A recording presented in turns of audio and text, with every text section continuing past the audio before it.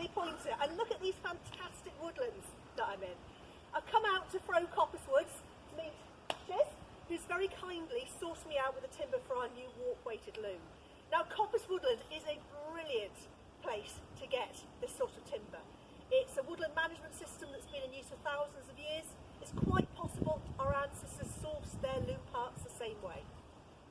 So ideally, I'm looking for the parts for 2 looms today. One's going to be an adult size one, about that high. One's going to be one that's much smaller than they would have been in real life, about this high, perfect to use with kids. It'll also go into the back of the car when I'm demonstrating. So what I need are uprights. Now these are hazel? Yep. Yeah, working with hazel today. And they don't have to be an absolutely perfect match, but when they're trimmed down, we want these forks to sit at about the right height. Also, because the loom is going to lean against the wall, this flattish back part, that's perfect. That'll lean against the wall, that'll lean against the wall.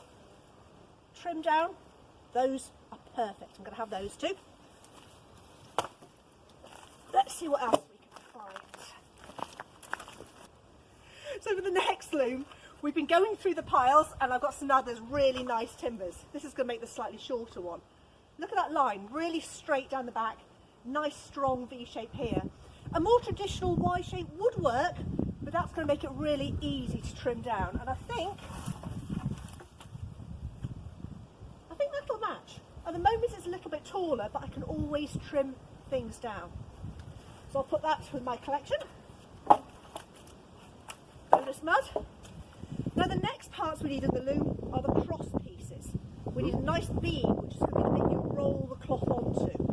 And we've looked out some really nice straight timbers here. Because I don't know quite how they're going to cut down, I'm going to make sure I've got enough to do at least the top bar and the bottom shed bar. And then the only other bits we're going to need are some small forks. They're going to make the heddle sticks, and some nice thin rods to join things together, use as pegs. I think we're pretty much sorted. So that was my sort of shopping trip. We've come back with the parts for 2 looms. So we have here 2 sets of uprights with forks at the top. They're going to be trimmed down so the forks sit at even heights. The set on the right are going to be rather shorter than the set on the left. 2 sizes of loom. Nice straight long poles. Those are going to make the cloth beams for the top and the shed beams for the bottom. And then a little collection of rods and forked sticks to use as pegs, other bits and pieces. I might need 1 or 2 extra long straight sticks, but that's not too difficult for me to collect. So my next job is to decide which of these need peeling. Some of the uprights I might leave the bark on, but pretty much everything else is going to need the bark stripping off. Then I'm going to put them in the shed for a week, let them finish just settling, recovering from being peeled. And then our next job is going to be to assemble the loom. I've just started to strip the bark off the child size loom. Now interestingly, of these 2 uprights, most of the wood I picked up was hazel. This is hazel. This one's ash though. It's had a bit of ash borer beetle in its lifetime. So when I peel things off, I'm going to end up with some interesting patterns of light and dark. I quite like that. Now I'm making this little clip to show you that sometimes you'll get knots on the side. If they're nice sticky out ones and they're not going to interfere with the weaving, leave them. That's going to make a really nice hook for hanging something like your weaving sword off later. So this is just a very preliminary peeling. I'll go over it again with a spoke shave later, tidy it up and make it pretty.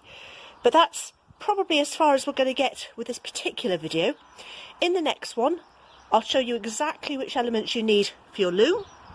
We'll measure them out, we'll cut them to length, we'll peg it all together, and we'll start thinking about the accessories we need. Thank you for watching the first part of how to make a warp weighted loom. Shouldn't be very long until the next one's out. See you then.